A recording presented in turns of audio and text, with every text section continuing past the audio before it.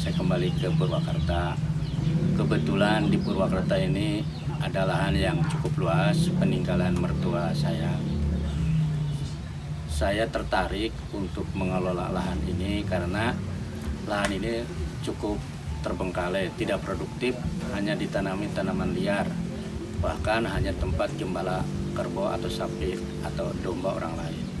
Oleh karena itu, waktu itu saya berpikir bagaimana caranya mengelola lahan ini menjadi lebih produktif, lebih berhasil guna, lebih membawa manfaat buat masyarakat sekitar. Oleh karena itu saya membuat kelompok tani untuk mengelola ini karena saya tidak mungkin sendirian. Lahannya sekitar 10 hektaran lah gitu.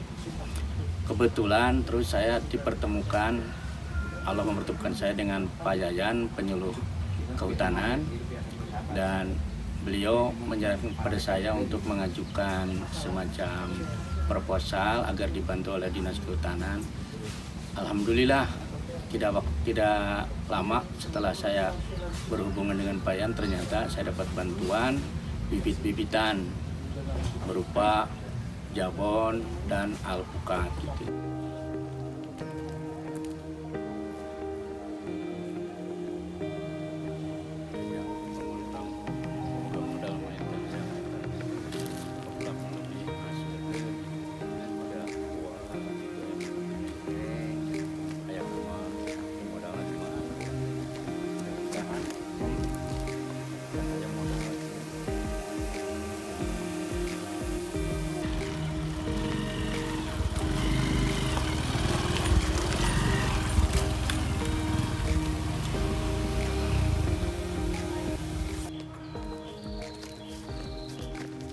Assalamualaikum, Pak Bisno. Waalaikumsalam warahmatullahi wabarakatuh.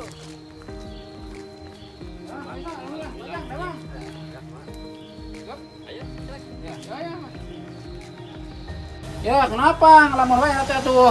Majang, Pak Bisno. Eta itu abdi lahan aya lega peninggalan sepuh mertua saya. Cuman itu abdi hayang ngagarap cuma modalna nyaeta 1000 mah teh. Oh, oke atuh Pak Bisno. Oke, orang duwikeun ke kantornya. Di kantor menawi orang sampaikan orang ngarana namanya agroforestry. Iya, siap. Ya, Pak Bisno tahu apa agroforestry? Henteu, Pak. Oh, kieu. Jadi nanti kita Dinas Kehutanan itu akan nyuruh ke Bapak, kita akan bantu mengkombinasikan antara tanaman kehutanan dan tanaman pertanian. Oh, gitu ya. Jadi kan resepnya Bapak yuk jabon banyak. Mohon. Paling jabon ke paling saya orang usulkeun ku abdi orang ka dina KCDK. Nah, Bapak mah siap-siap Bapak anggota kelompoknya ajak musyawarah. Kita akan nanam jabon jeung naon Pak buah-buahan apa resep? Abdi mah nu katingali cocok mah pengalaman sepuh kapungkur mah buah mangga, buah lengkeng, alpukat. Ya mungkin ya misalnya bisa jambu, pete, nangka gitu. Oke, ku abdi dibuatkeun dambekeun proposalnya. Pak Bisno ku abdi dibantu sama-sama urang proposal dan duwikeun ka CDK berhasil teh ke abdi berusaha. Nah, kitu nya Pak Bisno abdi masih keneh anu sanes nya amplol dinya. Bade ka Sri Dadi terus keneh ya. Mohon atuh Pak. Mangga sampai biasanya ya. Majang nya soknya sing balagernya. Bahkan tidak lama kemudian saya juga dipertemukan oleh Dinas Kehutanan dengan PT PLN. PT PLN menyumbang banyak sekali bibit buah-buahan dan kayu-kayuan. Di antaranya yaitu buah mangga, lengkeng, dan kayu jabon serta kayu balsa. Jadi mimpi saya yang dulu saya masih ragu mau ditanami apa, diolah seperti apa lahan ini. Alhamdulillah setelah bertemu dengan Pak Yayan dari Dinas Kehutanan dan dibantu oleh PT PLN, mimpi saya untuk mewujudkan menjadi lebih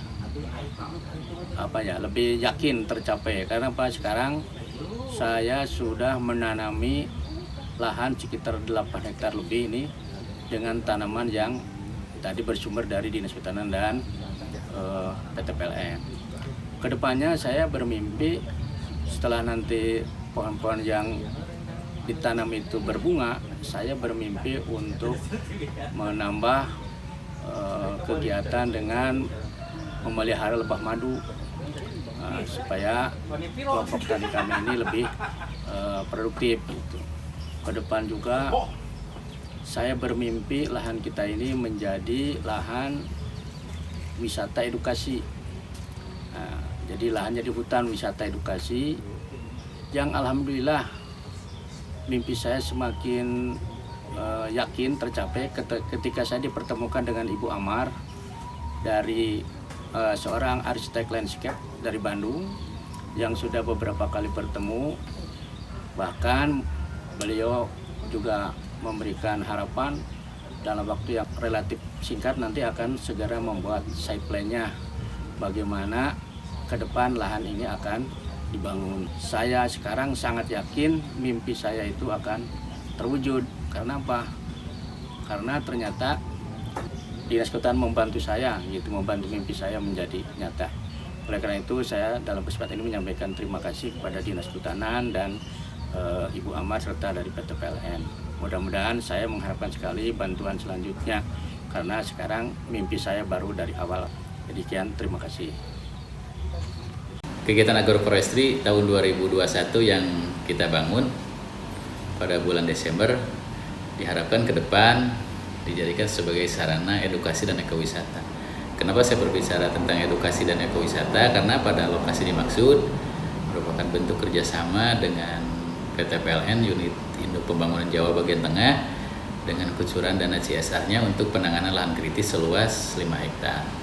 Kenapa kita arahkan ke lokasi ekowisata juga? Karena dari bentang alam yang ada cukup representatif terkait dengan pada bagian bawahnya ada aliran sungai yaitu Das Cikawao. Nah, Das dimaksud mudah-mudahan bisa menarik minat ataupun pengunjung terhadap kegiatan ekowisata yang ada di bagian bawahnya. Demikian sekilas tentang agroforestry yang ada di Desa Parakan 5, Kecamatan Jatiluhur, Kabupaten Purwakarta. Terima kasih.